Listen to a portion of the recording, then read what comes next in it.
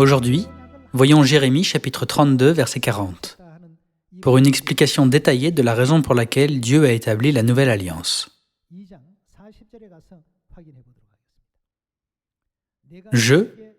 Que fera Dieu? Traiterai avec eux une alliance éternelle. Je ne me détournerai plus d'eux, je leur ferai du bien. Quel est le but de traiter l'alliance éternelle? Je ne me détournerai plus d'eux. Avec cette volonté, Dieu a établi l'alliance éternelle.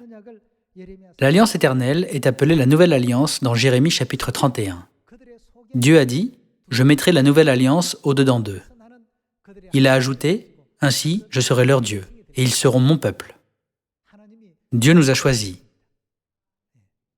D'après Psaume chapitre 132, où Dieu a-t-il choisi? L'Éternel a choisi Sion. Il l'a désiré pour sa demeure.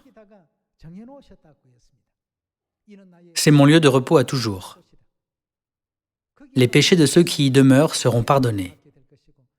Ils recevront la bénédiction de la vie éternelle.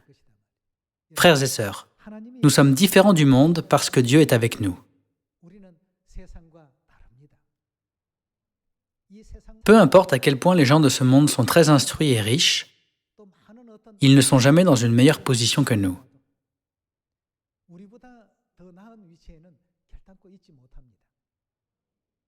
C'est pourquoi Dieu nous a choisis comme sacerdoce royal céleste. Ce peuple ne devrait pas se livrer aux choses du monde. Dieu est avec le peuple de Sion. Il devrait avoir de l'espoir pour les choses célestes plutôt que pour les choses terrestres. Il devrait également avoir une bonne foi et un bon cœur envers le royaume des cieux. Ces enseignements ne sont-ils pas dans la Bible? Verset 41. Je prendrai plaisir à leur faire du bien, et je les planterai véritablement dans ce pays, de tout mon cœur et de toute mon âme. Dieu plante les enfants de Sion ici et là sur la terre, un par un. Dieu les a plantés dans le monde entier, l'Asie, l'Afrique, la Corée, le Japon, etc.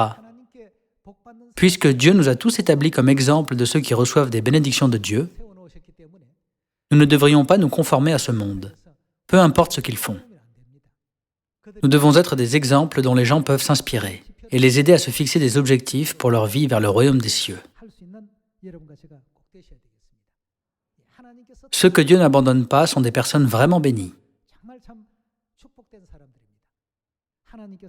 Abraham devenait de plus en plus prospère, et Dieu était avec lui. David devenait de plus en plus grand jour après jour, et Dieu était avec lui. Tout est écrit comme cela. Ceux dont Dieu est en compagnie sont des personnes spéciales. Concernant Jacob, parce que Dieu était avec lui, qu'est-ce que Dieu lui a donné dans tout ce qu'il a fait? Dieu lui a donné des bénédictions de sorte que quand il était dans la maison de son oncle Laban, la fortune de Laban augmentait en abondance. Tous ceux dont Dieu est en compagnie remplissent ce rôle.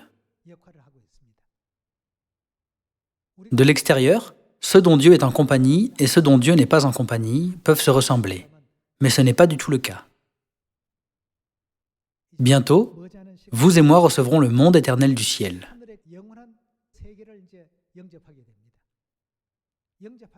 Pourquoi Dieu dit qu'il nous établira comme des rois qui régneront lorsque nous recevrons le ciel? C'est parce que nous marchons toujours avec Dieu. Quand j'y pense, la plus grande bénédiction parmi toutes les bénédictions, c'est le fait que nous sommes dans une position où Dieu est avec nous. Par conséquent, ne fermons pas les yeux pour être confinés dans le monde matériel, mais ouvrons nos yeux sur le monde spirituel éternel, où nous irons dans peu de temps. Cette gloire est vraiment incomparable à celle de la terre. Quand vous ouvrez les yeux, à quoi ressemble la terre? Elle est comme une goutte d'un seau et comme de la poussière sur la balance. Qu'est-ce qu'il y a là que nous devrions envier? À partir de ce moment, nous ne devons jamais perdre notre fierté en tant que peuple spirituellement élu. 그 긍지를 우리가 잃어버려서는 결단코 안 되겠습니다.